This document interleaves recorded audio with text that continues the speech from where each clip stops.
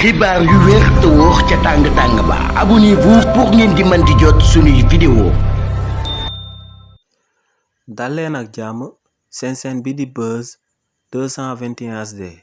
kii di Mimi Touré di ak personnalité politique bu kenn dootu présenté ci réew mi di Sénégal yëkkati na ay kàddu daal di koy jëmale ci ñaari sortie yu mujj yu président Macky Sall daal di amal jëmale ko ci actualité politique bi ci réew mi di Sénégal. ci li ni mel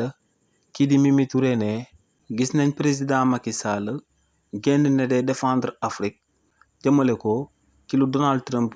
daal di jël ndogal daal di dakkal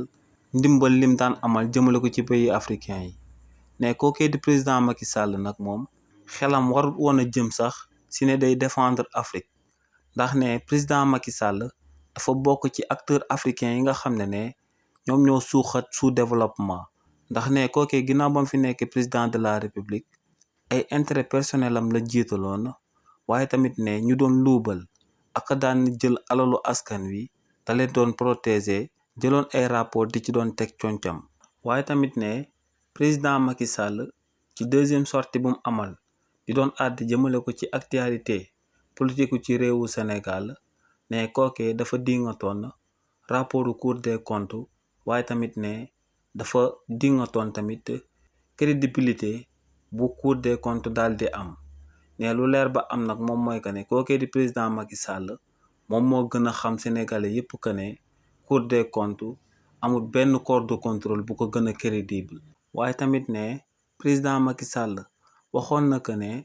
amul lenn lu muy ragal te tamit namm naa ñëw ci réewu Sénégal nee nag sëgëm kookee di président Macky Sall namm naa ñëw ci réewu Sénégal ñoom ñoo ko gën a namm ngir mu daal di ñëw réewu Sénégal ngir ñu daal di leeral xeetu tuuma yi nga xam ne jël nañ ko daal di koy teg ci ndoddam ci kanamu yoon bam leer ci boppam waaye tamit leeraale ci kanamu sénégalais yépp. xibaar yu wér te wóor ca tàng ba abonnez-vous pour ngeen di mën di jot suñuy vidéo.